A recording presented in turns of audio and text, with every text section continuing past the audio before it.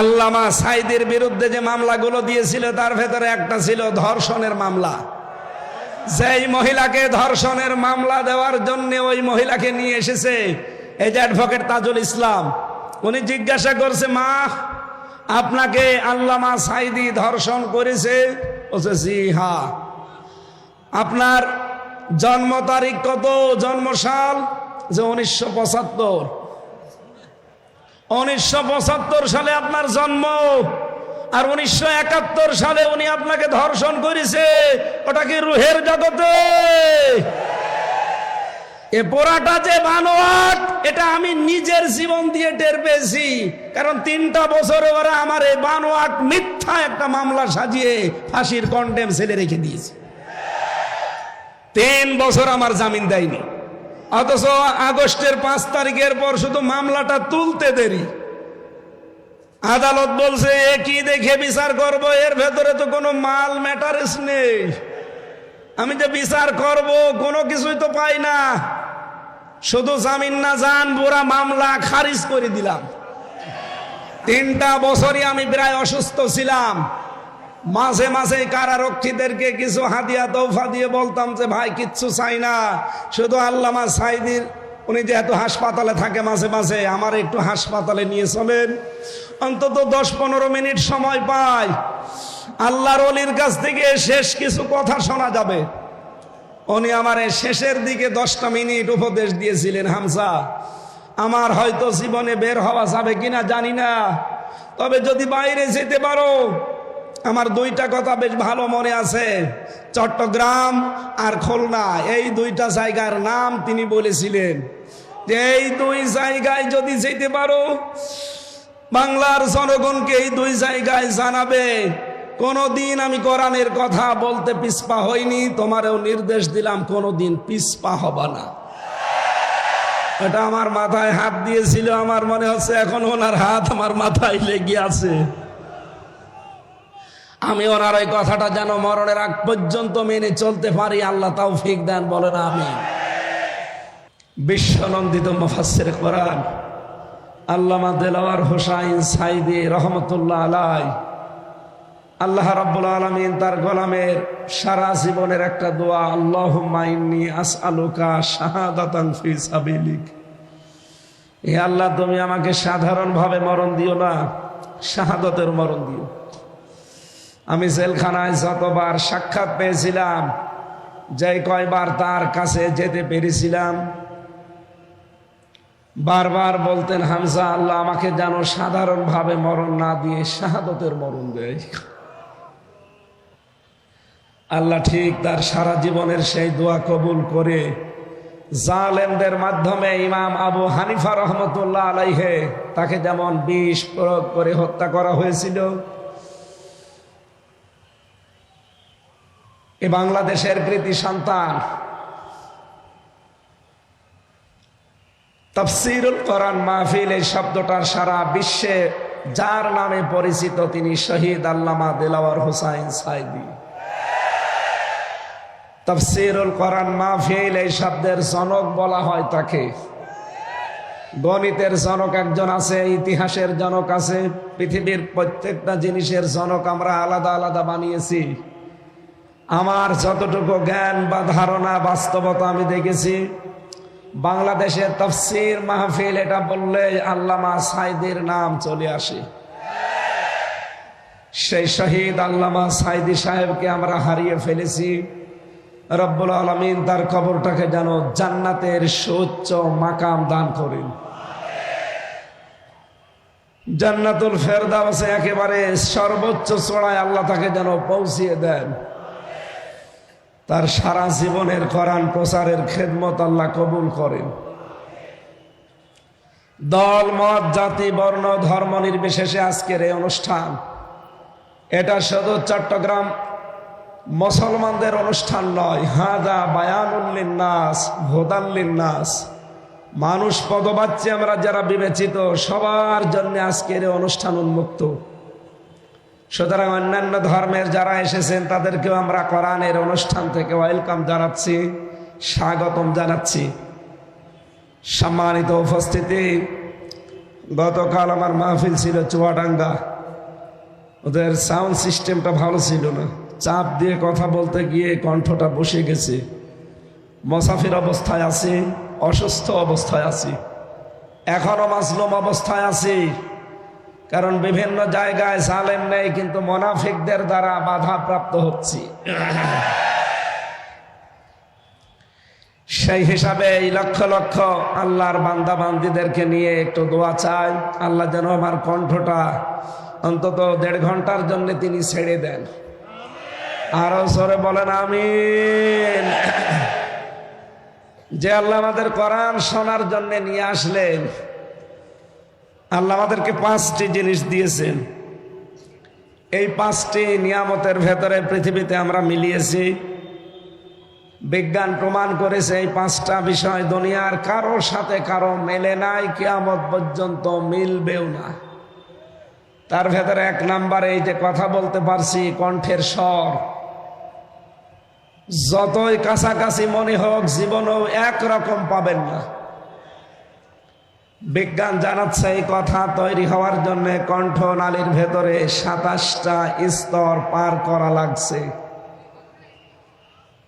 27টা ধাক্কা খাওয়ার পরে একটা কথা যখন সর্বশেষ বের হয়, তখন ওর ধরনটা পাল্টিয়ে যায়। আমার সাথে অধ্যক্ষ মোহাম্মদ তাহের সাহেবের কথা জীবনেও মিলাতে পারবেন না।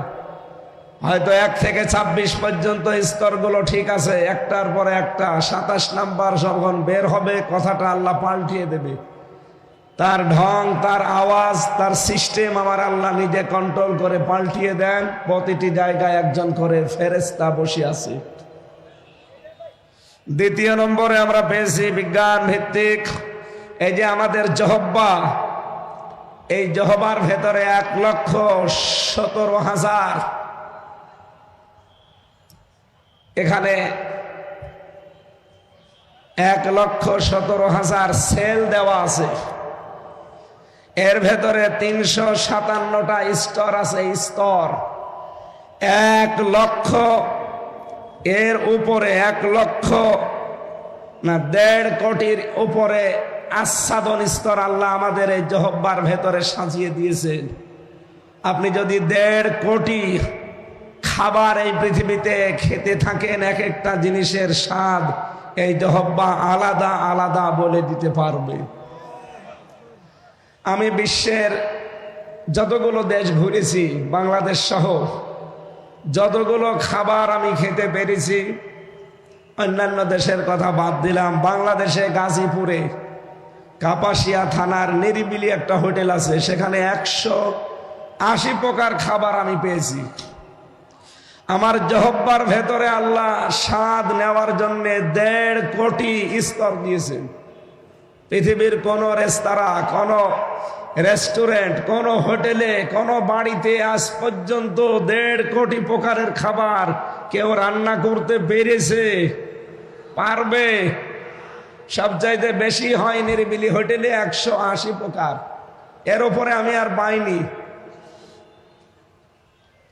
এই জন্য আল্লাহ রাব্বুল আলামিন এই জহব্বার যে স্তর দিয়েছেন, এটা এক একজনের এক এক রকম স্বাদ গ্রহণ করার যোগ্যতা আল্লাহ রাব্বুল আলামিন দিয়েছেন। 3 নম্বরে পেয়েছি চামড়া। এই আমাদের শরীরের ভেতরে 3.5 হাত, এই বডিতে 9,768 প্রকার চামড়া আল্লাহ সাজিয়ে দিয়েছেন। এক এক জায়গার চামড়া এক এক রকম। সব জায়গার চামড়া যদি একরকম হতো, দুনিয়ায় কোনো কাজ আমরা করতে পারতাম না। আমার চামড়া ওনার চামড়া যদিও মনে হচ্ছে কাছাকাছি দেখতে, আমার চামড়া যদি ফেটে যায়, কেটে যায়, পুড়ে যায়, ওনার চামড়া এনে লাগিয়ে দেবেন। ডাক্তার সাহেব তো ছিলেন, চলে গেলেন, ওনাকে জিজ্ঞাসা করলো পেতেন। কোন মানুষের চামড়া আমার সাথে লাগাবেন, যত বেশি লাগাবেন তত পছন্দ ধরবে, ওই জায়গাটা নষ্ট হয়ে যাবে।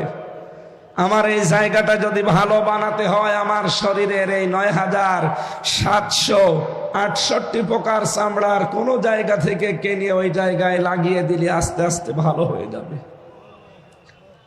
বাড়ি যেয়ে বলবেন আল্লাহু আকবার। এরপরে পেয়েছি আমরা আঙ্গুলের ছাপ। দুনিয়া তৈরি হওয়ার পর থেকে আজকের এই দিন পর্যন্ত এখান থেকে কিয়ামত পর্যন্ত যত মানুষ আসবে কারো সাথে আঙ্গুলের এই ছাপ কোনোদিন মেলে নাই, কোনোদিন মিলবে না। অথচ মাত্র 153টা এখানে রেখা দেওয়া আছে, মাত্র 153টা। কারো সাথে কারো মিল নেই। যদি মিলে যেত, কত মানুষের জমি জায়গা যে উলট পালট হয়ে যেত, তার ইয়ত্ত ছিল না। এরপরে আমরা পেয়েছি 5 নম্বরে মানুষের চোখ। এই চোখের ভেতরে 1,70,000 রগ আছে, মনি আছে, কর্নিয়া আছে, লেন্স আছে, লেস আছে, ইকুয়াল আছে, ডিপ ইকুয়াল আছে। এগুলোর এক এক মানুষকে আল্লাহ এক এক রকম ভাবে দিয়েছেন। কিয়ামত পর্যন্ত কারো চোখের এই স্তরগুলো, এই মণিগুলো একজনের সাথে আর একজন কিয়ামতের আগ পর্যন্ত মেলা সম্ভব না। যে আল্লাহ আমাদেরকে এগুলো দিয়েছেন, এই ময়দানে এতদিন পর্যন্ত প্রায় 17 বছর কেউ কথা বলতে পারে নাই, কোরআনের কথা হোক, বাইরের কথা হোক। অদৃশ্য শক্তি, বিশেষ করে এই জালেমরা আমাদের কণ্ঠকে রোধ করে রেখেছিল। 27টা স্তর পার করে যে আল্লাহ আমাদের কথা বলার যোগ্যতা দিয়েছেন, খলাকাল ইনসান আল্লামাহুল বায়ান। আল্লাহ বলেন, আমি মানুষ বানিয়েছি, আমি কথা বলা শিখিয়েছি। সুতরাং আমরা যারা কথা বলতে পারছি, যে আল্লাহ 5টা নিয়ামত আমাদেরকে আলাদাভাবে দিয়েছেন, সে আল্লাহর জন্য পড়ছে আলহামদুলিল্লাহ। মাথার ভেতরে বিজ্ঞান প্রমাণ করছে, আমি যা বলছি স্তরগুলো আপনি মিলাবেন, এই মাথার ভেতরে পুরাটাই 7টা জিনিস আল্লাহ এর ভেতরে ঢুকিয়ে রেখেছেন। ফ্রন্টাল লব আছে, এখানে প্যারাইটাল লব আছে, টেম্পোরাল লব আছে, অক্সিপিটাল লব আছে, মোটর কর্টেক্স আছে, সেন্সরি কর্টেক্স আছে, বাক শক্তি আছে। এর এক একটার ভেতরে 6টা করে জিনিস ঢোকানো আছে। কেউ ব্যথা অনুভব করে, কেউ সুখ পায়, কেউ শান্তি পায়, কেউ দুঃখ লাগলে টের পায়, কেউ আনন্দ পেলে টের পায়। এরকম 70,000 জিনিস আমাদের এই মাথার ভেতর থেকে পুরা শরীর আল্লাহ কন্ট্রোল করার জন্য দিয়ে রেখেছেন। 70,000 তার বলা হয়, যেগুলোকে সূক্ষ্ম সূক্ষ্ম তার দিয়ে। বিজ্ঞান জানিয়েছেন, একটা তার যদি অকেজে হয়ে যায়, আপনি পাগল হয়ে যাবেন, নিজের পায়খানা নিজে খাবেন। সুতরাং যে আল্লাহ এখনো পর্যন্ত আমাদের সবগুলো অর্গান ঠিক রেখে সুস্থ রাখলেন, জবান খুলে তার জন্য বলেন আলহামদুলিল্লাহ। নবীজির হাদিস পড়েছিলাম আমরা, তিরমিজি শরীফে নবীজি বলেন, মানিত্তাবাআল হুদা বিগাইরিল কোরআন আদাল্লাহুল্লাহ। পৃথিবীতে যেই লোকটা আল্লাহর পাঠানো এই আখেরি কালাম কোরআনে কারিম বাদ দিয়ে কোন জায়গায় হেদায়েত পাওয়ার জন্য ছুটে যাবে, তার নিয়ত যদি ভালোও থাকে, আল্লাহ নিজে দায়িত্ব নিয়ে তাকে গোমরা বানিয়ে দেবে। চট্টগ্রামবাসী শব্দের দিকে খেয়াল করলে আমরা দেখি, নবীজি যদি দল্লা ইয়াদিল্লু দিতেন, সোলাসি মুজাররদ থেকে যদি এ শব্দটা আসতো, বাংলা অর্থ দাঁড়াতো আপনি নিজেই নিজেকে খারাপ বানিয়ে ফেলেছেন। কিন্তু আদল্লা ইউদিল্লু বাবে ইফআল থেকে আসার কারণে বাংলা অর্থ দাঁড়িয়েছে, আপনার হয়তো নিয়ত ভালো ছিল, এমন কোন জায়গায় গিয়েছিলেন ভালো হওয়ার নিয়তে, কিন্তু সেখানে কোরআনে কারিম ছিল না, কোরআনের কর্মসূচি ছিল না। এই জন্য আল্লাহ নিজে রাগ করে আপনাকে দায়িত্ব নিয়ে আরো গোমরা বানিয়ে দেবেন। বলেন নাউজুবিল্লাহ। কথাটা ওজন কত আপনি এখনো টের পাননি। ও চট্টগ্রামবাসী, খুব খেয়াল করে হাদিসের দিকে মনোনিবেশ করেন। নবীজির কথা ছিল আদাল্লাহুল্লাহ, আল্লাহ নিজে দায়িত্ব নিয়ে তাকে গোমরা বানিয়ে দেবে। যেহেতু হেদায়েত আমি নিজের হাতে করে এখানে নিয়ে আসি নাই, আর এটা আল্লাহ কারো হাতে দেয়নি, কিয়ামত পর্যন্ত কারো হাতে আল্লাহ দেবেও না। কোরআনে কারীম জানিয়েছে লাইসা আলাইকা হুদাহুম ওয়ালাকিন্নাল্লাহা ইয়াহদি মাইয়াশা। সূরা বাকারা 3 নম্বর পারার ভেতরে আছে, 5 নম্বর পৃষ্ঠার 5 নম্বর লাইনের 272 নম্বর আয়াতের প্রথম অংশে আছে। আয়াতের তাফসির আমি প্রায় 12 থেকে 13টা তাফসির মিলিয়ে দেখেছি। সব মুফাসসির আয়াতের ব্যাপারে বক্তব্য একই দিয়েছেন। রব্বুল আলামিন বলেন, হেদায়েত দেওয়া হে নবী আপনার কাজ না, এটার দায়িত্ব শুধুমাত্র আমি আল্লাহর। জোরে বলেন সুবহানাল্লাহ। হযরত আবু হুরায়রা একবার গাছ লাগাচ্ছিলেন রাদিয়াল্লাহু তাআলা আনহু। হঠাৎ তিনি আনন্দে লাফিয়ে উঠলেন। লোকজন জিজ্ঞাসা করে, আবু হুরায়রা ভালোই তো লাগছিল, হঠাৎ করে আনন্দে লাফালেন কেন? হযরত আবু হুরায়রা বলেন, এই কিছুক্ষণ আগামী নরের দরবারে ছিলাম, বিশ্ব নবীর দরবারে থেকে দেখলাম একটা আয়াত নাযিল হয়েছে, ইন্নাকা লা তাহদি মান আহবাবতা ওয়ালাকিন্নাল্লাহা ইয়াহদি মাইয়াশা। আল্লাহ পাক বলেন, হে নবী আপনি যাকে চান ভালোবাসেন তাকে হেদায়েত দিতে পারবেন না, এটা আমি আল্লাহ যাকে ইচ্ছা করি শুধু তাকেই দান করি। এটা নবীজির হাতে যদি থাকতো, আল্লাহর নবী নিজের আত্মীয় স্বজন বংশের লোকদেরকে হেদায়েত গুলো দিয়ে আমার পর্যন্ত হয়তো আসতো না।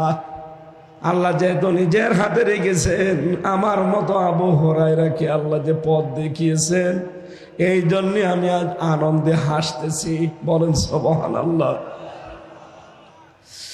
চট্টগ্রামবাসী, আমি যে কথাটাই হাদিস থেকে তুলে আনতে চাই, যেখানে কোরআন নেই ওখানে যদি আপনি ভালো হওয়ার নিয়তও থাকেন, আপনাকে খারাপ বানিয়ে দেবে হামজা।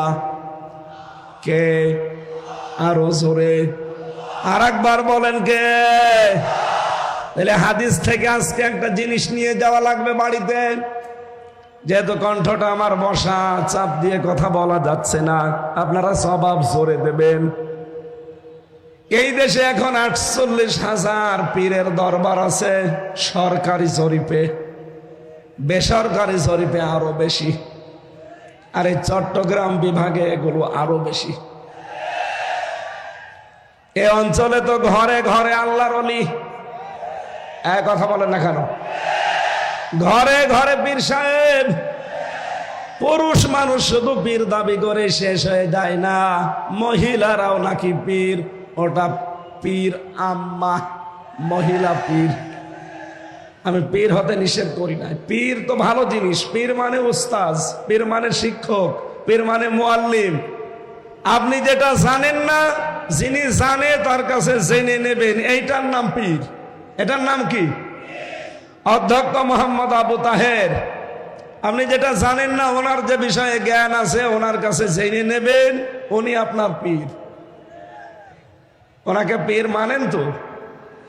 এক কথা বলেন না কেন? এই হিসাবে 48,000 না 48 লক্ষের উপরে পীর হয়ে যাবে না? এজন্য পীর জিনিস ভালো, কিন্তু ব্যবহারটা আমরা খারাপ করে ফেলেছি অনেকে। আজ বাংলাদেশের মানুষের স্বভাব, যে জিনিস যত ভালো বের হয় খুব তাড়াতাড়ি এই দেশের মানুষ তার নকল তাড়াতাড়ি বের করতে পারে। পীর তো ভালো জিনিস। এদেশে ইসলাম নিয়ে এসেছে পীর সাহেবরা। বাইজিদ বোস্তামি চট্টগ্রামের রহমতুল্লাহ আলাই, সিলেটের শাহজালাল রহমতুল্লাহ আলাই, আমার খুলনা বিভাগের খান জাহান আলী রহমতুল্লাহ আলাই, এই মানুষগুলো এই দেশে ইসলাম নিয়ে এসেছিলেন। তারা তো ভালো, কিন্তু এই জিনিসকে পুঁজি করে অনেকে আজ হাজারো দরবারে ব্যবসা করে খাচ্ছে। এই জন্য ওই সমস্ত দরবারে গেলে বিশেষ করে চট্টগ্রামের বাইতুল শরফ মরহুম মাওলানা আব্দুল জব্বার রহমতুল্লাহ আলাইহি, আমি তার জীবনী পড়েছি। ওই সমস্ত সময় তাদের দরবারে আসলে তারা কোরআন তুলে দিত, আল্লাহর এই কোরআন পড়েন, বসেন, আল্লাহকে পেয়ে যাবেন।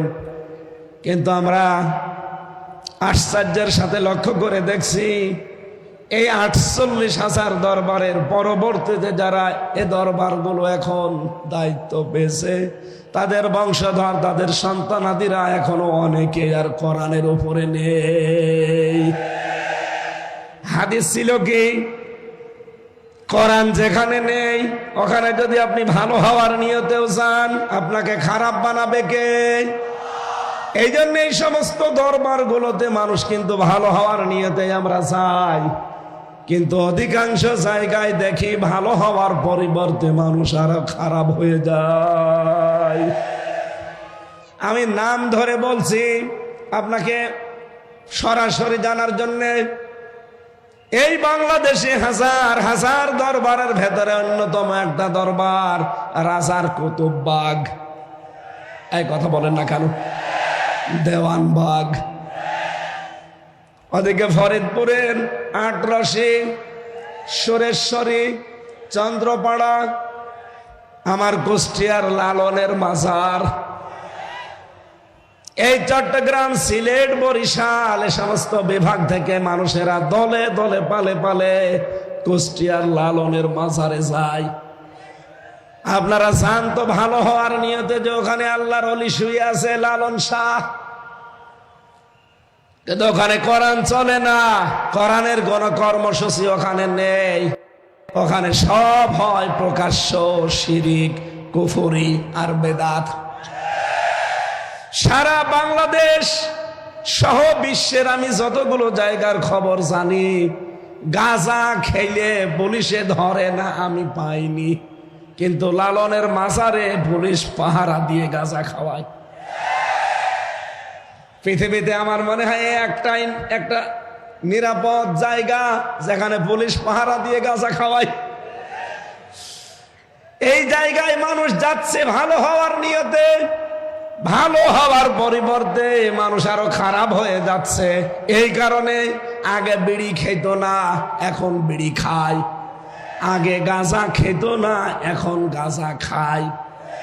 এই কথা বলে না কেন? কেন? কারণ কোরআন নেই। তুই ওখানে গেলি কেন?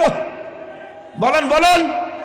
সুতরাং এই বাংলাদেশে 48 লক্ষ যদি দরবার তৈরি হয়, যেই দরবারে কোরআন নেই, কোরআনের কর্মসূচি নেই, ওই দরবার যদি আমার বাবাও তৈরি করে, ওই দরবারে আমি আজকে থেকে নেই। কারা কারা সিদ্ধান্ত নিয়ে বাড়ি যেতে পারবেন দেখি হাত তোলেন মুসলমান। লিল্লাহে তাকবীর।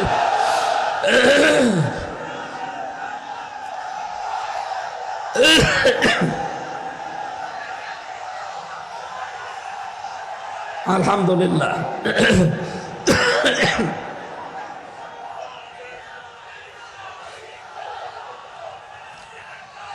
আমার ভাইরা,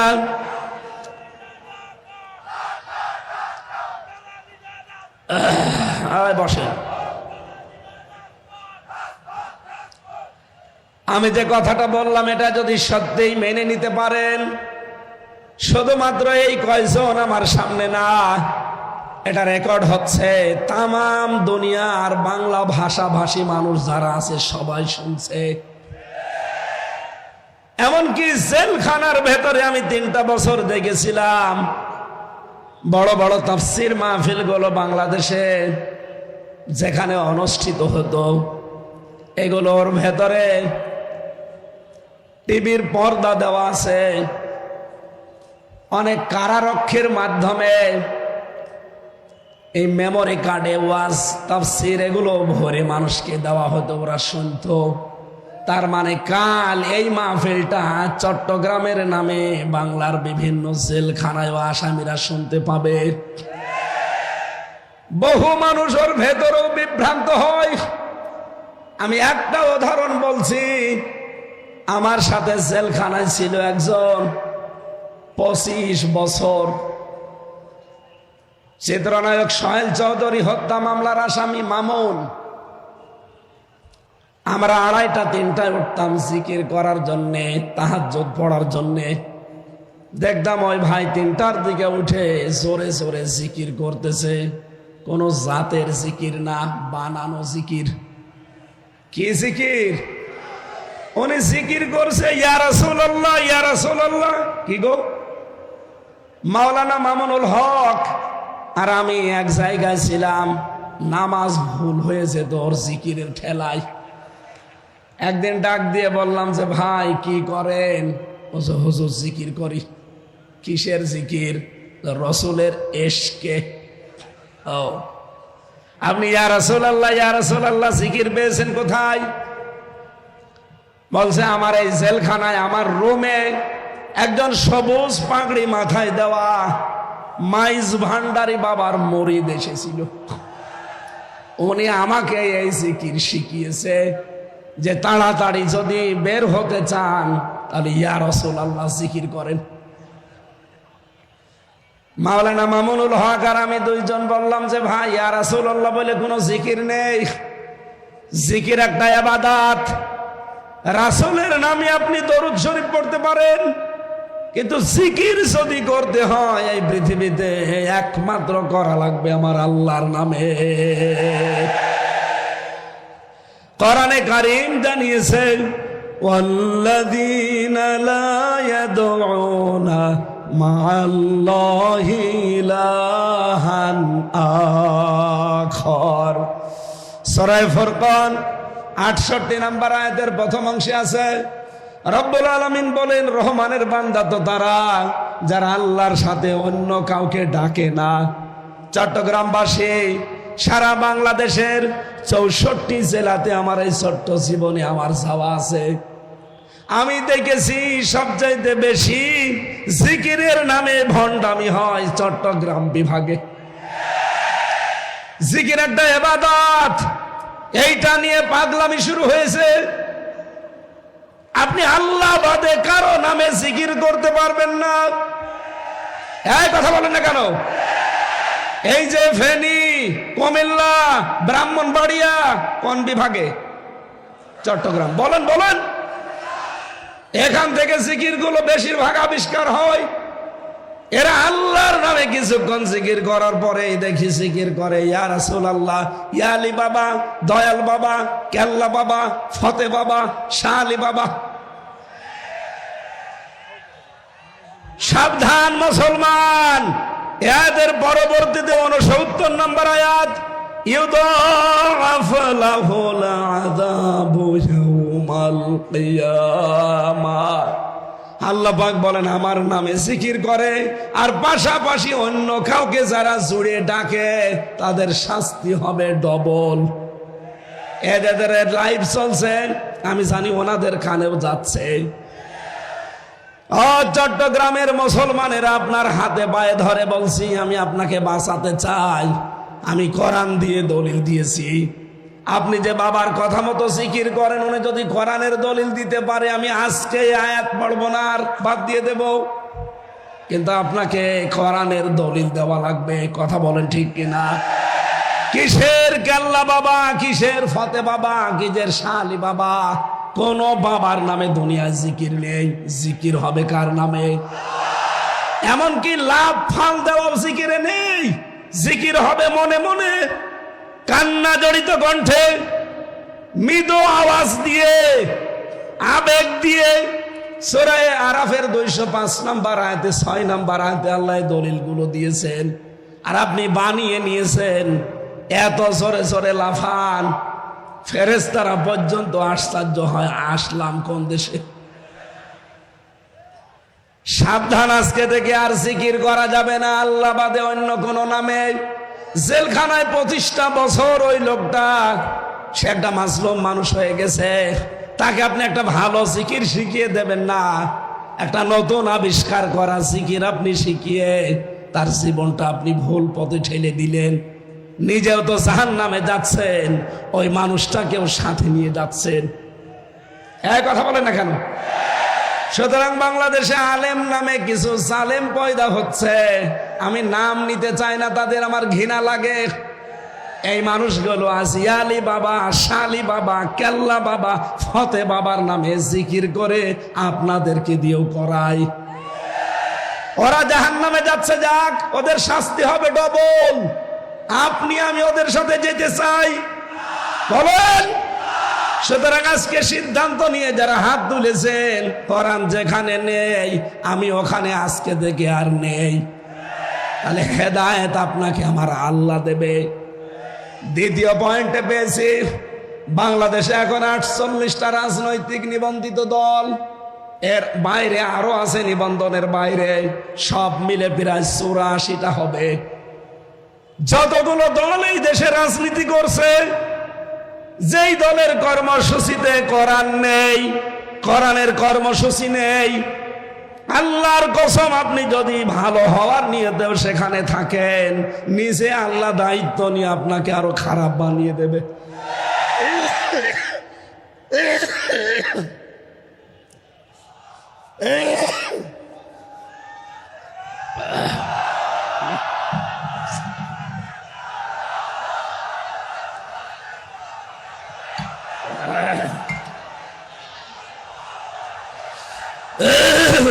ঠিক আছে,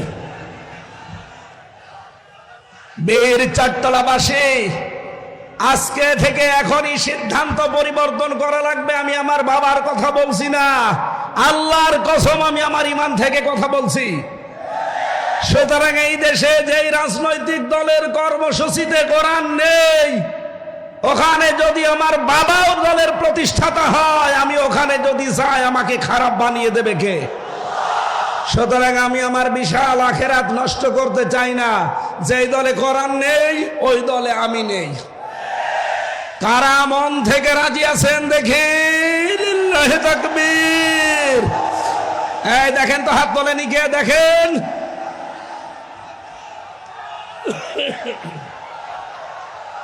আলহামদুলিল্লাহ, মাহফিল সাকসেস। বসেন, আমি তো বসতে আর বলি না, বসেন। আলহামদুলিল্লাহ, মাহফিল সাকসেস। আর ওয়াজ লাগবে না, এবার মোনাজাত করে দি। আবার কি ওয়াজ করব? যেই দরবারে কোরআন নেই, যেই দলে কোরআন নেই, এগুলো বাদ দিলে বাংলাদেশে একামতে দিন ছাড়া আর কিছু থাকে না। কথা বলেন না কেন? দল মত নির্বিশেষে হাদিসের এই উপরে আমল করার তৌফিক কামনা করছি, আল্লাহ যেন দান করেন। বলেন আমিন। আমার আজকের আলোচনার বিষয়, না আমি চালাবো তো অবশ্যই, আমি এমনি বললাম। আমার কণ্ঠটা শুধু মানে সাপোর্ট দিচ্ছে না তাই। আসলে কালকে চুয়াডাঙ্গা জেলা তো গরিব জেলা, ওদের মাইক ওই রকম বাদাম বেচা মাইক, ওরা আমার কণ্ঠটা নষ্ট করে দিয়েছে। ও জেলায় আর যাওয়া যাবে না। শ্বশুর বাড়ি আমার ওই জেলায়, আমার বাবারও শ্বশুর বাড়ি, আমারও শ্বশুর বাড়ি, এই জন্য বেশি বদনাম আর করা যাচ্ছে না। কিন্তু আমার বাবার শালারা, আমার শালারা আমার কণ্ঠটা কালকে ওরা নষ্ট করে দিয়েছে। আমি এত আশা নিয়েছিলাম যে আজকে চট্টগ্রামের এই ঐতিহাসিক প্যারেড ময়দানে একটা নতুন বিষয়ের ওপরে আলোচনা করবো আপনাদের সামনে, কিন্তু কণ্ঠ সাপোর্ট করছে না। জোরে কথা বললে এই যে স্তরগুলো ভেঙে যাচ্ছে। কয়টা স্তর পার করে কথা হয়? একটু মাঝে মাঝে ঝামেলা হলে আপনারা কিছু মনে করেন না, আসলে সাপোর্ট দিচ্ছে না। 3টা বছরে জালেমরা এমন কোন টর্চার করে নাই, ফাঁসির ওই কন্ডেম ছেলে আমরা 11 ঘন্টা টাঙিয়ে মাজায় দড়ি দিয়ে পিটিয়েছে। খাবার দাবার তো দিতই না, ওই যেন মরে না যায় তাই। যোগাযোগ বিচ্ছিন্ন, আমার দিকে সিসি ক্যামেরা তাক করা, কেউ যেন আমার সাথে কথাও না বলে। আর দায়িত্বে দিতেও আমার কারারক্ষী যারা, দেবদুলাল, সুব্রত বালা, কাঞ্চন কুমার, অসিত রায়, তো সব আল্লাহর ওলি। এর কাছে আলেমি কি আর জালেমি কি? ওর কাছে যে 2-1টা কোরআন হাদিসের কথা বলবো, ও তো আল্লাহকে বিশ্বাস করে না। এই যেখানে ভূতের ভয় সেখানে রাত হয়, এমনি 5-6 দিন আছি জ্বরে, এরপরে আবার এই বড় অনুষ্ঠানটা আমার কপালে পড়ে গেছে।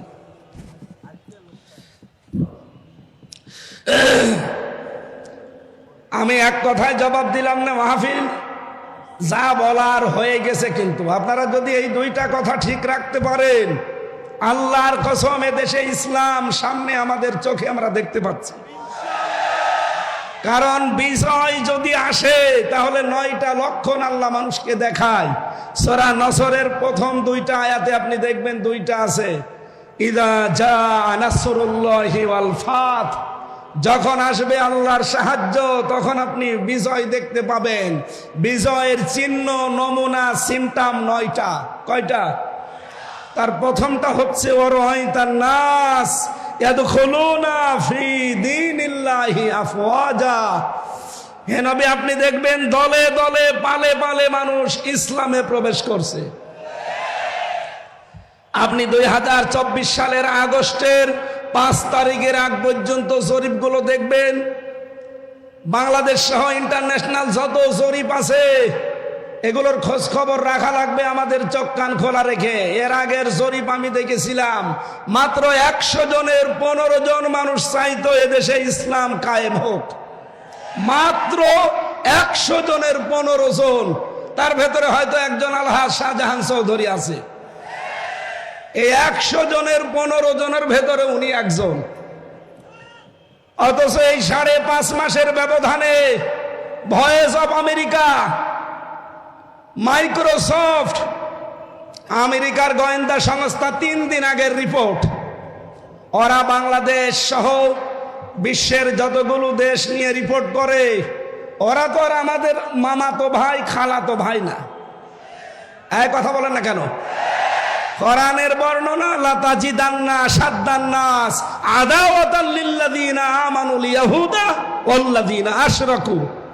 হে নবী, আপনি মুসলমানদের চরম এবং পরম শত্রু, দুশমন হিসাবে 2টা জাতিকে দুনিয়ায় দেখবেন, জঘন্যতম দুশমন। একটা হচ্ছে ইহুদি আর একটা মুশরিক। ইহুদি তো আছেই, মুশরিক বলতে এখানে খ্রিস্টানরাও, কারণ তারা 3 খোদায় বিশ্বাসী। পৃথিবীতে শুধু মুসলিম বাদ দিয়ে 4,500 ধর্মের লোক আছে, সবাই প্রকারান্তে মুশরিক। এই কথা বলেন না কেন? সেই হিসাবে তারা যেহেতু মুশরিক, ওরা কখনো মুসলমানের কোনো উপকার হোক এমন খবর প্রকাশ করা ওদের দ্বারা সম্ভব না। এদের সত্যটা প্রকাশ করে দিয়েছে। আমেরিকার গোয়েন্দা সংস্থা জানিয়েছে বাংলাদেশে 3য় একটা ইসলামপন্থী শক্তির উত্থান হতে যাচ্ছে। এই দেশে এখন 100 জনের 58 জন মানুষ চাচ্ছে যে দেশে ইসলাম কায়েম হোক।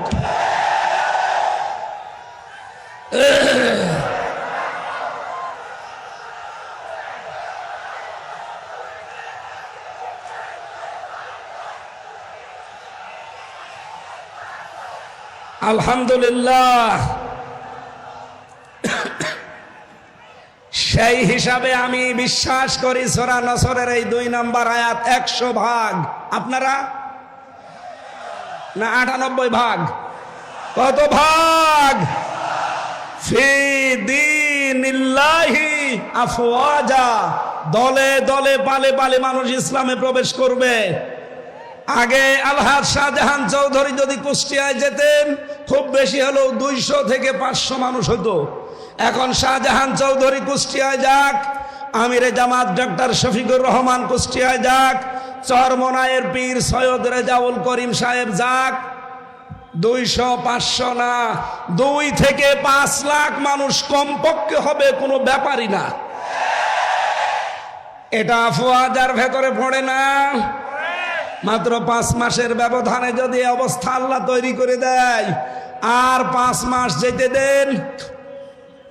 এই জন্য সৈয়দ মুফতি রেজাউল করিম হাফিজাহুল্লাহ 3 দিন আগে উনি সাংবাদিকদেরকে জানিয়েছেন যে নির্বাচন 1 থেকে 1.5 বছর পর হোক, অসুবিধা নেই। পেছন দিক থেকে দেখলাম একজন জামা টেনে ধরছে। তার মানে সে বুঝে ফেলেছে যে না, হবে না। এ হুজুর সব এক হয়ে গেছে, দেশের দাড়িওয়ালা টুপিওয়ালা, নামের আগে যাদের মোহাম্মদ, নামের শেষে হুসাইন, এদেরকে আর থামানো যাচ্ছে না। এরা সব এখন এক হয়ে গেছে। সুতরাং আমি বিশ্বাস করছি কিছুদিনের ভেতরে দেখবেন 100 জনের 100 জন মানুষ বাংলাদেশে বলবে আমরা কোরআনের রাজ কায়েম করতে চাই। আল্লাহ যেন এটা দেখে মরার তৌফিক দেন, বলেন আমিন। জেলখানার 3টা বছরে ফাঁসির কন্ডেম সেলের ভেতরে যেহেতু যোগাযোগ বিচ্ছিন্ন ছিলাম, আল্লাহর সাথে সম্পর্ক আমার খুব ভালো ছিল। 24টা ঘন্টায় কোনো কাজ নেই। বই পড়ার জন্য কারারক্ষীকে বললে যেহেতু দেবদুলাল এনে দিত বঙ্গবন্ধুর আত্মজীবনী, ও ছাতা পড়ে আমি করবো কি? বলতাম যে স্যার একটু বই এনে দেন। একদিন নিয়ে এসে দিল বঙ্গবন্ধুর ছেলেবেলা। আমি বললাম এটা লাগবে না। তারপরের দিন বললাম, উনি নিয়ে এসে দিল বঙ্গবন্ধুর চীন সফর। স্যার আর বই নেই? হ্যাঁ আছে, নিয়ে আসেন। এরপরে নিয়ে এসে দিয়েছে বঙ্গবন্ধুর আত্মজীবনী। একদিন রাগ করে বলে ফেললাম যে বই নিয়ে আসার আর জায়গা পান না, আমার ফাঁসি চাই, এই বইটা নিয়ে আসতে পারেন না? এই বই পড়তে নেই। পড়তে নেই কেন? ওইটা নিয়ে আসেন। আমি মেজর ডালিম বলছি ওই বইটা নিয়ে আসেন। আপনি যেহেতু অন্য ধর্মের মানুষ, আপনি তো আনবেন না। তো অন্তত কোনো মুসলমান কারারক্ষীকে বলেন সে যেন একটা তাফসির আমার এনে দেয়। আল্লাহর ইশারা এনে দিয়েছে ফি জিলালিল কোরআন আর তাফহিমুল কোরআন। আমি যেই দুইটাকে সবচাইতে বেশি ভালোবাসি। 3টা বছর মাওলানা মামুনুল হক, মাওলানা শাকাওয়াত হোসেন রাজি আর মুফতি নূর হোসাইন নুরানি হাফিজাহুল্লাহ, 3 জন আলেম আমার পাশে ছিল। খুব বড় মাপের আলেম তারা, কওমি মাদ্রাসার বড় ভালো মানুষ। অনেক অবদান আমার এই 3 বছরে তাদের জীবনে আর আছে। আমি তাদের কাছে ঋণী হয়েছি, তাদের কাছে অনেক কিছু পেয়েছি, বিশেষ করে আরবি গ্রামার। আমি কোরআনের সাথে তাফসিরের সাথে মিলিয়ে মিলিয়ে যেগুলো পেয়েছি, 3টা বছর আল্লাহকে আমি একটা কথাই মনে হয় বেশি বলেছি, আল্লাহ জীবনে আমি কিচ্ছু চাই না, কোনোদিন বের হতে পারবো কিনা তাও জানি না। কারণ জালেম যে এইভাবে পড়ে যাবে কেউ কল্পনাও করে না। আমার একটাই দোয়া ছিল, মাবুদ যদি বাইরে কোনোদিন যেতে পারি, অল্প সময়ে মেন কথাগুলো তোমার বান্দাদের সামনে সহজ সরল ভাষায় যেন বলতে পারি, সেই তৌফিক আমাকে দিও। আর আমি চর্ম চোখে যেন দেখে মরতে পারি যে 56,000 বর্গ মাইল এই কালাম দিয়ে চলছে।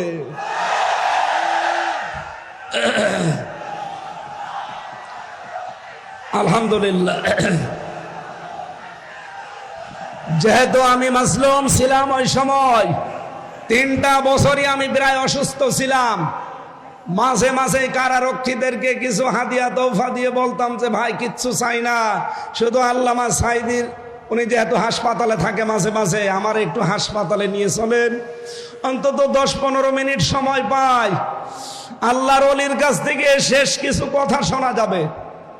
উনি আমার শেষের দিকে 10টা মিনিট উপদেশ দিয়েছিলেন, হামজা আমার হয়তো জীবনে বের হওয়া যাবে কিনা জানি না, তবে যদি বাইরে যেতে পারো, আমার 2টা কথা বেশ ভালো মনে আছে, চট্টগ্রাম আর খুলনা, এই 2টা জায়গার নাম তিনি বলেছিলেন যে এই 2 জায়গায় যদি যেতে পারো, বাংলার জনগণকে এই 2 জায়গায় জানাবে কোনদিন আমি কোরআনের কথা বলতে পিছপা হইনি, তোমারও নির্দেশ দিলাম কোনদিন পিছপা হবা না।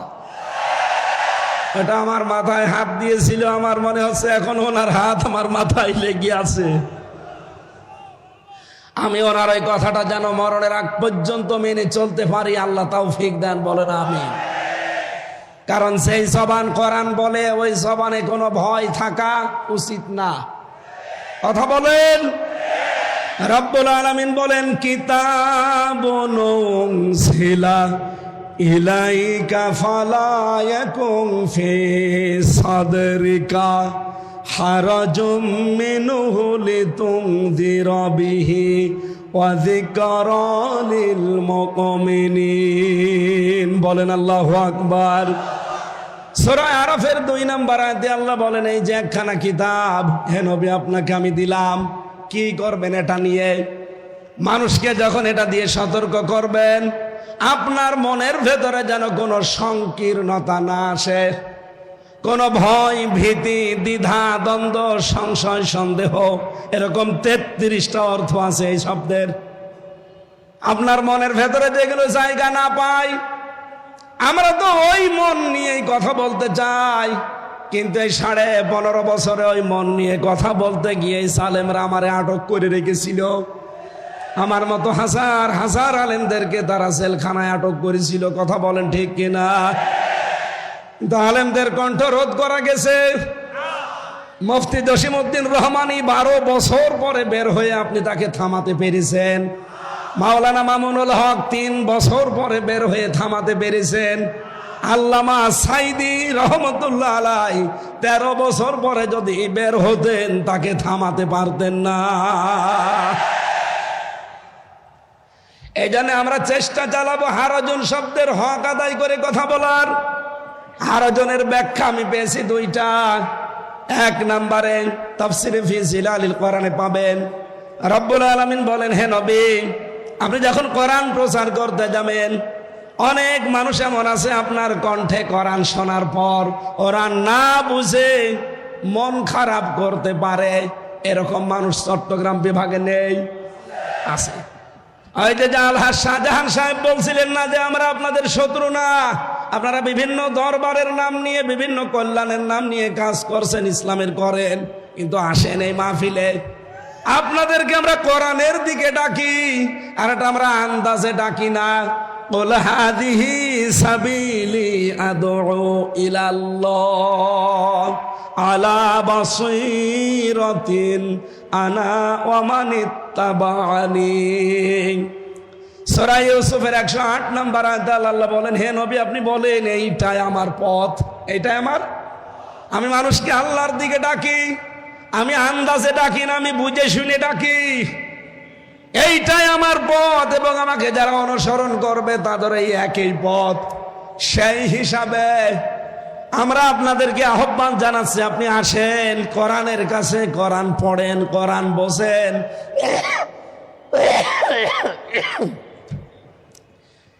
কিন্তু হারজন শব্দের ব্যাখ্যাটা মিলে যায়।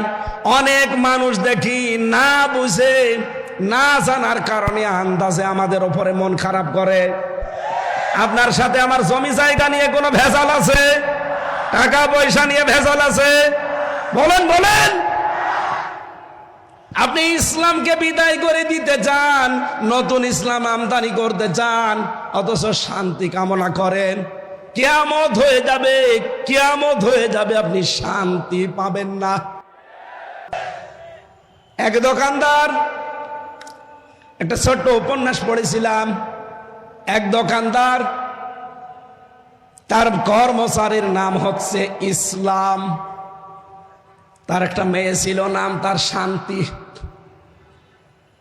যেহেতু এক জায়গায় থাকে, ছেলে আর মেয়ে দুইজন এক জায়গায় থাকলে আকর্ষণ সৃষ্টি হতে পারে না। আল্লাহ 6টা জিনিসের প্রতি মানুষের আকর্ষণ তৈরি করে দিয়েছেন, তার ভেতরে 1 নম্বরে মহিলা, নারী। যেহেতু পর্দার বিধান মানে না, এই জন্য তাদের ভেতরে দেখা সাক্ষাৎ, প্রেম, মন দেওয়া নেওয়া। শেষ পর্যন্ত মালিক টের পাওয়ার পরে বলছে, দেখো আমার বাড়ির কর্মচারী আর আমার মেয়ের সাথে লাইন, আচ্ছা করে পিটিয়েছে। পিটিয়ে চাকরি শেষ করে বাড়িতে তাড়িয়ে দিয়েছে। ইসলাম চিন্তা করছে, মালিক তোমার এই শান্তির কারণে আজ আমি মার খেলাম, চাকরি হারালাম, দেখি ওই শান্তি কয়দিন বাড়ি থাকে। চট্টগ্রাম রেল স্টেশনে যে মোবাইলে কল দিয়েছে, শান্তি তুমি কোথায়? বাড়িতে। তাড়াতাড়ি চলে আসো চট্টগ্রাম রেল স্টেশনে, পালানো লাগবে। শান্তি ওর কথা মতো এসেছে, নিয়ে পালিয়েছে 2 জন আল্লাহর রাস্তায়। নাউজুবিল্লাহ। এটা কি আল্লাহর রাস্তা? শয়তানের রাস্তা। বিয়ের আগে যারা পালিয়ে যায় কি আল্লাহর রাস্তায় যায় না শয়তানের? এই জন্য বিয়ের আগে প্রেম করা জায়েজ নেই, প্রেম হবে বিয়ের পরে। এই কথা বলেন না কেন?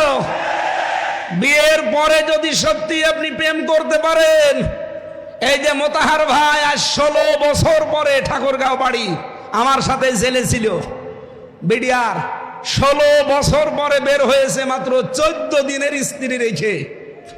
বিয়ের পরে মাত্র 14 দিন সংসার করে জেলে গিয়েছিল, 16 বছর জেল খাটার পরে কয়েকদিন আগে বের হয়েছে। এসে দেখে বউ এখনো যায়নি, ওই অবস্থায় আছে। ওনার প্রেম হয়েছিল বিয়ের আগে না, বিয়ের পরে। এখন সাংবাদিকরা বলছে আপনি যে বিয়ে করেছিলেন কিভাবে, যে বৃত্তান্ত আসার সময় আমি শুনছিলাম। এই জন্য বিয়ের আগে যারা প্রেম করে ওদের 100 জনের 98টা সংসার টেকে না। এই কথা বলেন না কেন? বিয়ের পরে যাদের প্রেম হয় ওদের 100 জনের 98টা সংসারই টিকে যায়। এর দৃষ্টান্ত এই যে মোতাহার আলী বিডিআর ভাই, পালিয়েছে 2 জন। সকালবেলা দেখে মেয়ে বাড়ি নেই, শান্তি। দোকান খোলা বাদ দিয়ে রাস্তায় চিল্লাচ্ছে, আমার শান্তি গেল কোথায়, আমার শান্তি গেল কোথায়। এলাকার লোকজন বলছে কি হয়েছে, বলে আমার শান্তিকে খুঁজে পাওয়া যাচ্ছে না। লোকজন বলে আপনি চিল্লাচ্ছেন, দাঁড়ান, শান্তি খোঁজ করার আগে বলেন আপনার বাড়ির কর্মচারী সেই ইসলাম কোথায়। ওকে গতকাল আমি পিটিয়ে বের করে দিয়েছি, বিদায় করে দিয়েছি। লোকজন বলে আপনি কি পাগল না মাথা খারাপ? ইসলামকে পিটিয়ে ঝাঁটিয়ে বিদায় করে দেওয়ার পরে আপনি শান্তি তালাশ করেন? ইসলাম যেখানে শান্তি সেখানে। আজ আপনি ইসলাম যেটা আসল ওইটা বাদ দিয়ে নতুন ইসলাম আমদানি করে বিভিন্ন দরবার কায়েমের মাধ্যমে চালিয়ে যাচ্ছেন। যখন তাফসির করা হয় ওইগুলো টেকে না, তখন আপনার মন খারাপ হয়। এই কথা বলুন, আপনি শান্তি দিতে পারবেন না, আরো অশান্তির দাবানল ওখানে জ্বলবে। হারজনের দ্বিতীয় ব্যাখ্যা পেয়েছি। হে নবী, আপনি যখন কোরআন থেকে তাফসির করবেন, ব্যাখ্যা বিশ্লেষণ জানাবেন, তখন দেখবেন সমাজে অনেক নিয়ম নীতি চালু করা আছে ইসলামের নাম বলে, যেহেতু আগে ওইগুলো ইসলাম আসলে না, মানুষের বানানো। আপনি আসল ইসলামের কথা বললে ওইগুলো টিকবে না। যারা ওইগুলো নিয়ে এতদিন আবহমান কাল ধরে বিভিন্ন নাম দিয়ে ব্যবসা করে খাচ্ছে, তারা আপনার উপরে রাগ করবে। আপনার হাদিয়া তওফা নজর নিয়াজ তখন ওরা বন্ধ করে দেবে। আমাদের সারা দেশে এখন একই অবস্থা। কথা বলেন ঠিক কিনা? কথা বলার আগেই এই 15.5 বছর তো কান পোড়া দিত। এখন কান পোড়া না দিলেও এই কথা বলে যে কোরআন থেকে আপনি কথা বলবেন, শুধুমাত্র কবরের কথা বলবেন। আরে ভাই, আপনি যে কবরের কথা বলার জন্য আমার কানের কাছে মুখ নিয়ে বলেন, কবরে তো সর্বপ্রথম শুরু হবে 3টা রাজনীতি। যারা আজ বলেন যে কোরআনের সাথে রাজনীতির সম্পর্ক নেই, আমার এই ছোট্ট মাথার ভেতরে 918 জায়গায় আয়াত পেয়েছি কোরআন দিয়ে রাজনীতি করা লাগবে। আমার চাইতে যারা বড় বড় মাথা নিয়ে বসে আছে ওনারা আরো বেশি পাবে। সুতরাং এই কথাগুলো যারা বলেন, আমার মনে হয় তারা কোরআন মানে কি তাও জানে না। ওদের পেটে যদি আপনি বোম মেরে বলেন যে কোরআন মানে কি, বলেন তো, বলতে পারবে না। আমার যতটুকু বিশ্বাস, যারা কোরআনের কথা শুনলে শুধু রাজনীতির গন্ধ খোঁজেন, এখন নতুন নতুন করে কিছু মানুষ তৈরি হচ্ছে। আগামীকাল যিনি আসবেন তার পেছনে অনেকে অলরেডি লেগে গেছে। বিশেষ করে আমার চুয়াডাঙ্গার একজন, চাঁপাইনবাবগঞ্জের স্বামী স্ত্রী 2 জন, কিশোরগঞ্জের এক আল্লাহর ওলি, আগে ছাত্রলীগের সভাপতি ছিল। হাসিনা নমিনেশন দেয়নি, তাড়িয়ে দিয়েছে, বাধ্য হয়ে এখন খয়রাতি আর একটা দলে যোগ দিয়েছে। এই 4 জনের কথা সারা বাংলাদেশে আমি শুনতে পাচ্ছি। মিজানুর রহমান আজহারীর নাম ধরে ধরে বিষদগার চালাচ্ছে। ডক্টর মিজানুর রহমান আজহারীর নামে জামাতের প্রোডাক্ট বলার কারণে আল্লাহ একজন জাহান্নামের কীট জাহান্নামে পাঠিয়ে দিয়েছে। এই কথা বলেন না কেন? সাবেক এক প্রতিমন্ত্রীকে জাহান্নামের কীট ওইটা, কারণ তার আদর্শ মোহাম্মদ রাসূলুল্লাহ ছিল না, ওর আদর্শ ছিল কোন এক বাবা।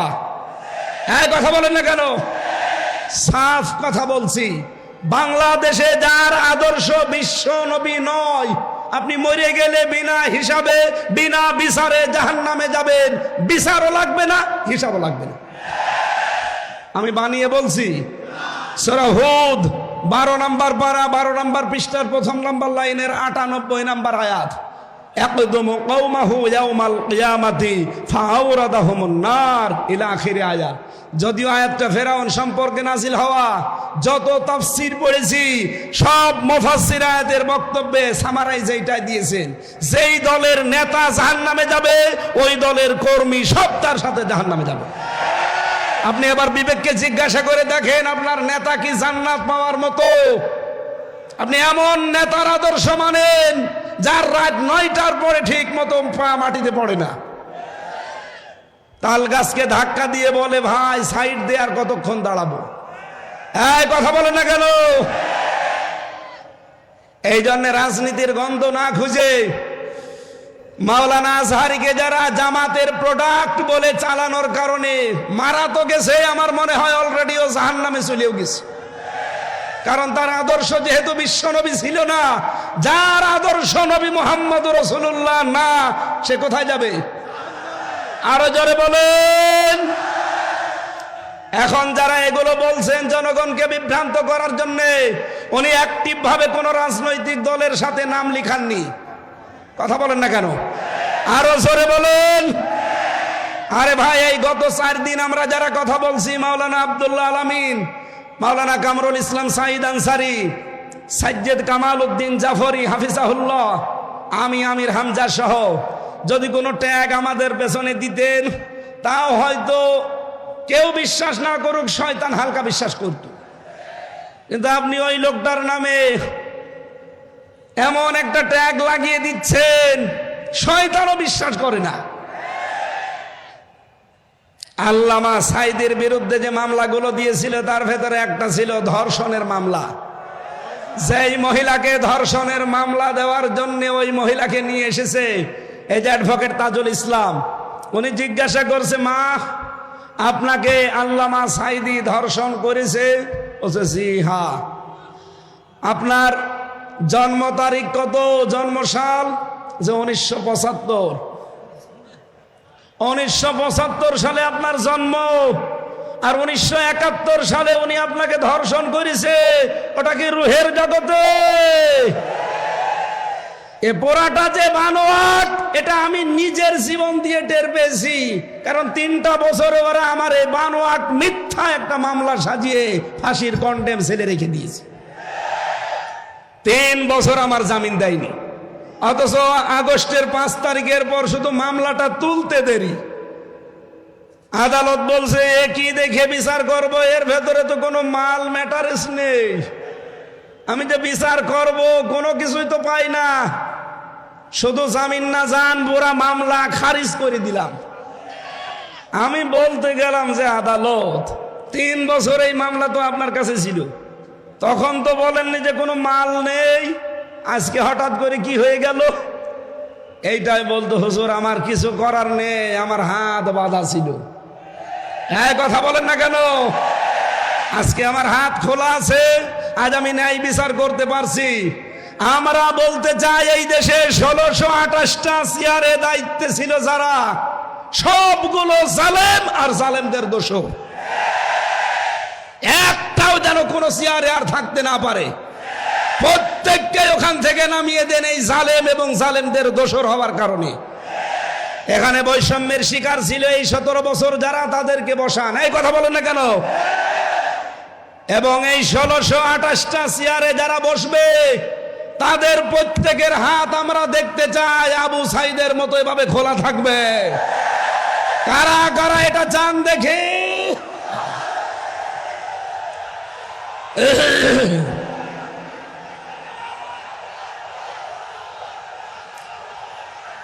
আলহামদুলিল্লাহ।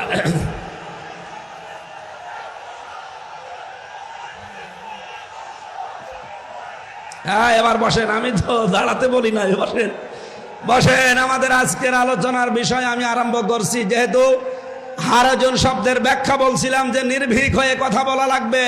কে বেজার হবে, কে খুশি হবে, ওটা আমার দেখার দরকার নেই।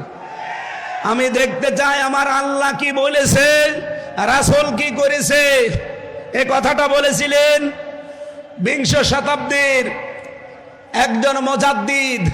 এই যে এই বইটায় যার ছবি দেখতে পাচ্ছেন, মাওলানা সাজ্জেদ আবুল আলা মওদুদী রহমতুল্লাহ আলাই, তার এই কথাটা বিশ্বের হাজার হাজার লক্ষ লক্ষ মানুষের কলিজায় লেগেছে যে আমি ইসলাম মানতে গিয়ে কোনোদিন দেখিনি যে বাবা কি বলেছে, দাদা কি করেছে, পীর সাহেব কি বলেছে, না, আমি দেখতে পেয়েছি আল্লাহ কি বলেছে, রাসূল কি করেছে। আমরা তার এই কথাকে সামনে নিয়ে তাফসীরুল কোরআন মাহফিল লিখে দিয়েছেন। আমার তেলাওয়াতকৃত আয়াত সূরা বাকারার 278 নম্বর আয়াতটার উপরে ভিত্তি করে আমরা কথা বলবো। মুমিন জীবনের 7 দফা কর্মসূচি আমার আল্লাহ আমাদেরকে দিয়েছেন। মরণের আগে হলেও আমরা যেন এই 7 দফা কর্মসূচি দুনিয়ায় পালন করতে পারি, আল্লাহ তৌফিক দেন, বলেন আমিন। এই 7 দফা কর্মসূচি যদি আমরা পালন করতে চাই, এর এগেনস্টে, এর বিপরীতে আমাদের প্রকাশ্য শত্রু কে? আরো জোরে বলেন। শয়তান ও 7টা কর্মসূচি খাড়া করে রাখবে। আজকের আলোচনার বিষয় মুমিনের 7 দফা কর্মসূচি বনাম শয়তানের 7 দফা কর্মসূচি। দেখি আমরা কোনটা নিতে পারি। আল্লাহ রাব্বুল আলামিন জানিয়েছেন, ইয়া আইয়ুহাল্লাযীনা আমানু আতিউল্লাহা ইয়া আইয়ুহাল্লাযীনা আমানু তাকুল্লাহা ওয়া যারু মা বাকিয়া মিনার রিবা ইন কুনতুম মুমিনিন। এই বসেন বসেন, খুব গুরুত্বপূর্ণ বিষয়, এখান থেকে আজকে নিয়ে বাড়ি যাওয়া লাগবে।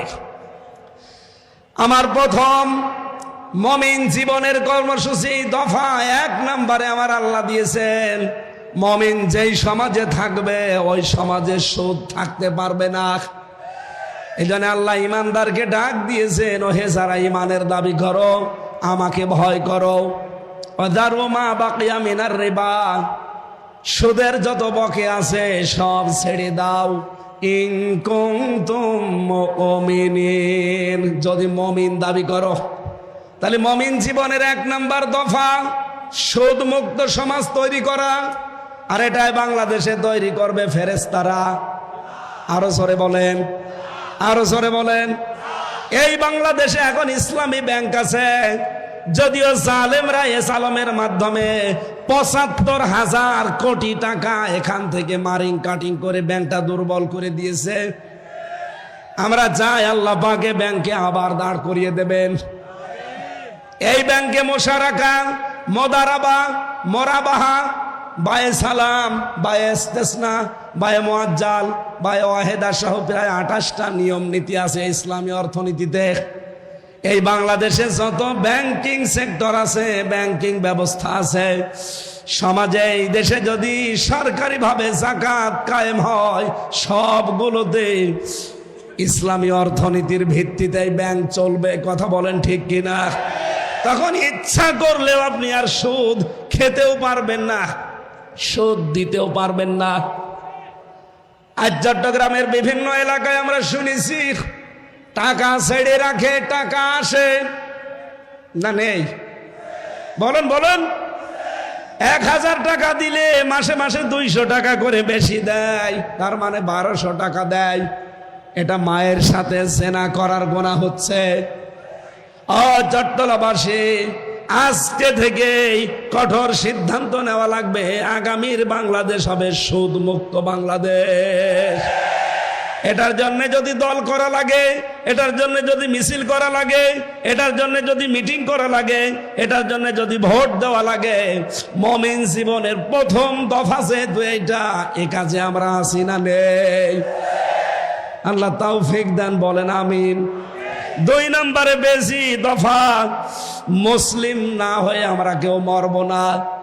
সূরা আলে ইমরানের 102 নম্বর আয়াতে আল্লাহ দলিল দিয়েছেন, ইয়া আইয়ুহাল্লাযীনা আমানু ইত্তাকুল্লাহা হাক্কা তুকাতিহি ওয়া লা তামুতুন্না ইল্লা ওয়া আনতুম মুসলিমুন। ওহে যারা ঈমানের দাবি করো, আমি আল্লাহকে ভয় করো যেভাবে ভয় করা উচিত, আর তোমরা মরবা না যতক্ষণ তোমরা মুসলমান না হতে পারো। আমাদের জাতির পিতা হযরত ইব্রাহিম আলাইহিস সালাম ইন্তেকালের আগে তার কলিজার টুকরা সন্তানদেরকে ডাক দিয়ে তিনি বলেছিলেন, ওয়া ওয়াসা বিহা ইব্রাহিম বানিহি ওয়া ইয়াকুব ইয়া বানিয়া ইন্নাল্লাহ হাসতাফা লাকুমুদ্দিনা ফালা তামুতুন্না ইল্লা ওয়া আনতুম মুসলিমুন। হযরত ইব্রাহিম এবং ইয়াকুব ইন্তেকালের আগে সন্তানদেরকে ডাক দিয়ে বললেন, কলিজার টুকরার সন্তানেরা, অবশ্যই আল্লাহ তোমাদের জন্য একটা দিনকে নির্ধারিত করেছেন, মনোনীত করেছেন। দিন মানে রাতের পরে যে দিন আসবে ওই দিন, ওটা ইসলাম। দিন মানে কি? আরো জোরে বলেন। ওই দিন তোমরা দুনিয়াতে মেনে চলবা। ফালা তামুতুন্না, আর মরবা না, ইল্লা ওয়া আনতুম মুসলিমুন, যতদিন মুসলমান না হতে পারো। এজন্য মুমিন জীবনের দ্বিতীয় দফা হবে মুসলিম না হয়ে আমরা মরব না। আল্লামা সাইদি রহমতুল্লাহ আলাইহি সারা জীবন যদি নিজে কোরআন পড়তেন, একটা শত্রু বাংলাদেশে পেতেন না। সারা জীবন যদি কোরআন বুঝতেন, একটা শত্রু তার থাকতো না। সারা জীবন যদি কোরআনে কারিম মেনে চলতেন, একটা শত্রু তার বাংলাদেশে থাকতো না। তিনি যেই বলেছেন এই কোরআন আমি নিজে পড়বো, নিজে বুঝবো, নিজে মানবো, শুধু তা না, এটা আমি মানুষকে মানাতে চাই। এই কথা বলুন। তখনই তার শত্রু হয়ে গেছে। চট্টগ্রামের আলেমদের আলেম, হাজার হাজার আলেমের উস্তাদ, হেফাজত ইসলাম বাংলাদেশের সাবেক আমির মরহুম আল্লামা শাহ আহমেদ শফি রহমতুল্লাহ আলাইহি যতদিন বলেছেন আমি কোরআন পড়বো, বুঝবো, নিজে মানবো, একটা শত্রু তার ছিল না। এদেশে অনেকে চিনতও না। যেই বলেছে না আমি এটা মানুষকে মানাতে চাই, তখনই তার নাম হয়ে গেছে তেতুল হুজুর। এই জন্য আমাদের এই দেশে আমি মুসলমান না হয়ে মরব না। এই কর্মসূচি হাতে নিলে অবশ্যই কিছুটা কিছু বাধা আসবে। সব বাধা আমি উতরিয়ে যাব, কারণ এটা আমার জীবনের দফা। 3 নম্বর দফায় পেয়েছি ওসিলা ধরতে হবে জিহাদকে। কাকে? সূরা মায়েদার 35 নম্বর আয়াতে দেখবেন, ইয়া আইয়ুহাল্লাযীনা আমানুত্তাকুল্লাহা ওয়াবতাগু ইলাইহিল ওয়াসিলাতা ওয়াজাহিদু ফি সাবিলিহি লাআল্লাকুম তুফলিহুন। বলেন আমিন। আল্লাহ ডাক দিয়েছেন, ইমানদাররা আমাকে ভয় করো, আর আমাকে পাওয়ার জন্য একটা ওসিলা তালাশ করো। সেই ওসিলার নাম হচ্ছে জিহাদ। নাম কি? তাহলে আশা করা যায় তোমরা সফল হবে। বাংলাদেশে বহু মানুষ এই আয়াতটা নিজের দিকে টেনে টেনে ব্যাখ্যা করে, আমাদেরকে ভুল ইনফরমেশন দেয়। তারা বলতে চায় ওসিলা তালাশ করো মানে পীর ধরো। কোন তাফসিরে আমি এটা পাইনি, ওরা সব বানিয়েছে। ওসিলা শব্দের ব্যাখ্যা পেয়েছি আমি 3টা। ওসিলা মানে নেক কাজ, ওসিলা মানে কোরআন, ওসিলা মানে 3 নম্বরে নবীর সম্মান। আপনি পীর ধরা লাগবে পেলেন কোথায়? সুতরাং আল্লাহ পর্যন্ত পৌঁছানোর একটাই মাধ্যম আছে উত্তম, সেটা হচ্ছে জিহাদ। আর জিহাদ বলা হয় তাকে অন্যায় যেখানে জিহাদ সেখানে। আজ বাংলাদেশের সবচাইতে বড় অন্যায় আরম্ভ হয়েছে চাঁদাবাজি। সুতরাং চাঁদাবাজি যেখানে, দলমত নির্বিশেষে ঐক্যবদ্ধ হয়ে প্রতিহত করা লাগবে সেখানে। এটার নাম জিহাদ। এইটার মাধ্যমে আল্লাহ পর্যন্ত যাওয়া যাবে। এটা আমাদের জীবনের 3 নম্বর দফা বানানো লাগবে মুমিন জীবনের। 4 নম্বরে বেশি সত্যবাদীদের সাথে থাকা লাগবে। সূরা তাওবা 119 নম্বর আয়াতে আছে, ইয়া আইয়ুহাল্লাযীনা আমানুত্তাকুল্লাহা ওয়া কুনু মা'আস সাদিকিন। ওহে যারা ইমানের দাবি করো আমাকে ভয় করো, আর দুনিয়ায় যারা সত্যবাদী তাদের সঙ্গে থাকো। জোরে বলেন সুবহানাল্লাহ। সত্যবাদী পৃথিবীতে আল্লাহর দৃষ্টিতে তারা, এই দুনিয়ায় যাদের সম্পর্ক কোরআনের সাথে আর কোরআন কায়েমের সাথে। আপনি তাফসিরে ফি জিলালিল কোরআন দেখবেন, এর ব্যাখ্যা আছে। 5 নম্বরের দফা বেশি সদা সত্য কথা বলা লাগবে। সূরা হাসাবের 70 নম্বর আয়াতটা দেখবেন, ইয়া আইয়ুহাল্লাযীনা আমানুত্তাকুল্লাহা ওয়া কুলু কাওলান সাদীদা। ওহে ঈমানদারেরা, আল্লাহকে ভয় করো আর কথা বললে সোজা সরল সত্য কথা বলো। এ নির্দেশ কার? এই বাংলাদেশে যখনই আপনি এই দফাটা কায়েম করতে যাবেন যে আমি সত্য বই মিথ্যা বলিব না, তখন হাজারো মিথ্যা বিচার বন্ধ হয়ে যাবে।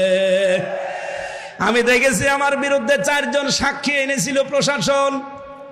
এই জালেম সরকার কুষ্টিয়ার 4 জনকে বানিয়ে সাক্ষী নিয়ে এসেছিল আমার বিরুদ্ধে। তারা সাক্ষী দেওয়ার আগে পিপি তাদেরকে কোরআন শরীফ হাতে তুলে দিল। এটা তুলে দিয়ে বলছে, যাহা বলিব সত্য বলিব, সত্য বই মিথ্যা বলিব না।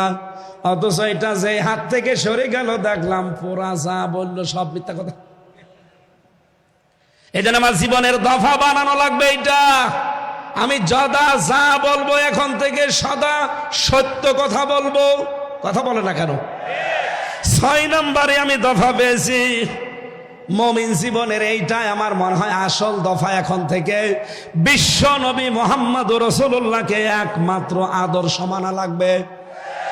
সূরা হাদীদের 28 নম্বর আয়াতটা আপনি তাফসীর খোলেন, ইয়া আইয়ুহাল্লাযীনা আমানুত্তাকুল্লাহা ওয়া আমিনু বিরাসূলিহি يؤتكم كفلين من رحمته ويجعل لكم نورا تمشون به ويغفر لكم الله غفور رحيم। ওহে যারা ইমানের দাবি করো আমাকে ভয় করো, ওয়া আমিনু বিরাসূলিহি, আর আমার রাসূলের উপরে ঈমান আনো। আই আতিউল্লাহ আতিউর রাসূল। এখানে তাফসিরে হাক্কানির ভেতরে মুফাসসির লিখেছেন রাসূলের উপরে ঈমান আনা মানে তার আদর্শ মেনে চলা। আমি এজন্য আগেই বলেছি আপনাকে জীবনের দফা বানাবেন এইটা। যাদের জীবনে রাসূল ছাড়া অন্য কেউ আদর্শ, আপনি আজকে লিখে নিয়ে যেতে পারেন। মরণের পরে কবরে দিলে বিশ্ব নবীকে যখন দেখিয়ে বলবে মান হাজার রাজুল, আপনি বলবেন লা আদরি, আমি চিনি না। কিন্তু আমি বলতে পারবো হাদা নবিয়্যুনা মুহাম্মাদুর রাসূলুল্লাহ সাল্লাল্লাহু আলাইহি সাল্লাম, কারণ আমি এই জীবনে বিশ্ব নবী বাদ দিয়ে কাউকে আদর্শ মানি না। আমাদের সবার জীবনে 6 নাম্বার দফা এখন থেকে থাকার দরকার আছে না নেই? কারা নবী ছাড়া অন্য কাউকে আদর্শ মানেন না তারা হাত তোলেন, লিল্লাহি তাকবীর। আলহামদুলিল্লাহ। বীর চট্টলবাসী 7 নাম্বার দফাটা আমাদের এবার শেষ দফা। এটা মুমিন জীবনের 7 নাম্বার দফা হচ্ছে এখন থেকে আখিরাতের পুঁজি তৈরি করে পাঠাবো। সূরা হাশরের 18 নম্বর আয়াতে আমার আল্লাহ দলিল দিয়েছেন, ইয়া আইয়ুহাল্লাযীনা আমানুত্তাকুল্লাহা ওয়াল তানজুর নাফসুম মা কদ্দামাত লিগাদ ওয়াত্তাকুল্লাহ ইন্নাল্লাহা খাবীরুম বিমা তা'মালুন। ওহে যারা ঈমানের ভয় করো আমাকে ভয় করো। প্রতিটি ইমানদারের উচিত আগামীকাল তার কি পুঁজি তৈরি হচ্ছে এটা চিন্তা ভাবনা করে দেখা। আমি বলছি আবার আমাকে ভয় করো, তোমরা যা করো প্রতিটি জিনিসের খবর জানেন কে? এই জন্য আমাদের জীবনের শেষ দফা, ফাইনাল দফা, সর্বশেষ দফা, এখন থেকে এইটাই সিদ্ধান্ত নেওয়া লাগবে আগামী দিনের প্রস্তুতির জন্য আমি কি পাঠাচ্ছি। আল্লাহর এক বান্দা চট্টগ্রাম বাজারে মনে করেন বাজার করছে, 100 টাকার নোট দিয়েছে দোকানদারকে। দোকানদার টাকাটা নিয়ে উলট পালট করে বলছে, না এটা চলে না, নিয়ে যান, অন্য দিন দিয়ে যাবেন। যেই বলেছে চলে না, উনি সেন্সলেস হয়ে পড়ে গেছে। লোকজন এসে বলছে, কি দোকানদার, এ বুজুর্গ মানুষটাকে আপনি মারধর করেছেন? বলছে, না, আগে হুঁশ ফিরান। হুঁশ ফিরিয়েছে, সেন্সলেস হয়ে গেলেন কেন? আপনাকে মেরেছে দোকানদার? লোকটা বলে, না, সেন্সলেস হলেন এই টাকাটা দিয়েছিল মানে উলট পালট করে দেখে বলছে, এর মাঝে যে লাল দাগ থাকার দরকার ছিল একটা দাগ ওইটা নেই, এটা অসল টাকা, এটা চলে না। আমি চিন্তা করলাম আমারও তো জীবনের একটা 100 টাকার নোট আছে, তার নাম হায়াত। আমি যদি এখনই মারা যাই, কবরে আমাকে যদি আল্লাহ দিয়ে দেয়, জিজ্ঞাসা করে, বান্দা তোর যে জীবন নিয়ে আসলি এই জীবনটা অসল, এর ভেতরে শয়তানের যে 7 দফা ছিল প্রত্যেকটাই পাওয়া যাচ্ছে। শয়তানের 7 দফার প্রথম দফা, শয়তান চায় মানুষকে শিরকে নিমজ্জিত করতে। যখন পারে না, দ্বিতীয় দফায় যায় সে মানুষকে কুফরি করাতে। এটাও যখন পারে না, 3 নম্বরে তখন সে মানুষকে দিয়ে বেদাত করায়। আর বাংলাদেশে এটা সবচাইতে বেশি। 4 নম্বরে ও মানুষকে যখন আর পারে না বেদাত করাতে, তখন কবিরা গুনার দিকে নিয়ে যায়। এটাও যখন পারে না, যখন বারবার সগীরা গুনাহ করায়। এটাও যখন পারে না, তখন ভালো অপেক্ষা নিম্ন কাজ যেটা সেইটা করায়। এইটাও যখন পারে না, 7 নম্বরে তখন তাকে কষ্ট আর মুসিবতের ভেতরে ফেলে দেয়। কষ্ট মুসিবতের ভেতরে ফেলে দিয়ে তখন আল্লাহকেও ভুলিয়ে দেয়। মানুষ যখন কষ্ট মুসিবত বিপদের ভেতরে নিজের হাতে নিজে পড়ে যায়, কোনো বিপদ আপদ কিন্তু আল্লাহ মানুষের উপর দিতে চান না, সব আমাদের হাতের কামাই করা। যেই বিপদে পড়ে মুসিবতে পড়ে নিঃস্ব হতে থাকে গনার কাছে, আল্লাহ রাব্বুল আলামিন তখন তাকে আকাশের চাঁদ ও ঝলসনা রুটির মতো দেখায়। তখন তার ঈমানই নষ্ট হয়ে যায়। লোকটা ডাক দিয়ে বলছে, আমি চিন্তা করলাম আমারও তো একটা 100 টাকার নোট আছে। আল্লাহ পাক যদি বলে, বান্দা শয়তানের যে 7 দফা ছিল তোর আমল নামার ভেতরে, জীবনের এই ভেতরে সব দফাগুলো পাওয়া যায়। শিরিক পাওয়া যায়, কুফরি পাওয়া যায়, বেদাত পাওয়া যায়, কবিরা গুনাহ পাওয়া যায়, বারবার সগীরা গুনাহ করতি সেটা পাওয়া যায়। সবগুলোই তো পাওয়া যাচ্ছে। এই অসল আমল নামা দিয়ে আমার বানানো জান্নাত তোকে দেওয়া সম্ভব না।